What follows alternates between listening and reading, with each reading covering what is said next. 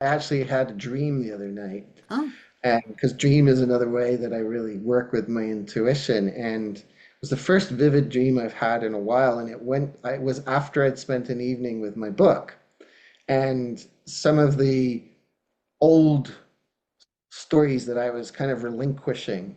And in the dream, I was very vivid and I was stood watching over, it was like a giant pool, and in it there was orcas swimming.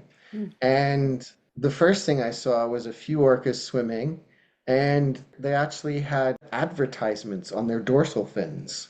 Oh, And yeah, and so they were swimming, and then the next thing I saw was another one, and it was a male adult, and he had his dorsal fin was flopping over, so I was like, I know this is a captive orca, mm, and he's eating a calf, a mm. orca calf, and there's kind of blood in the water.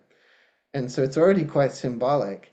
And then and then there's another shot where there's two orcas jumping out of the water, and I see myself in the dream snapping a photo, Mm. and the photo is like there's lots of gold color, but it was all about performance and outcomes and like the Mm. captivity and things like that. And so that's another thing that I've been really like intuiting and listening to in this process. And I do feel it is connected to my writing and so many other things. Mm. And when you mentioned that about being sort of attached to the outcome, it's like this was speaking to these performing orcas that were producing a certain outcome for the people watching them. Mhm. And so there's more ways for me to explore that intuitively too. So that's another thing that I'm sitting with right now is the intuition coming through the dream.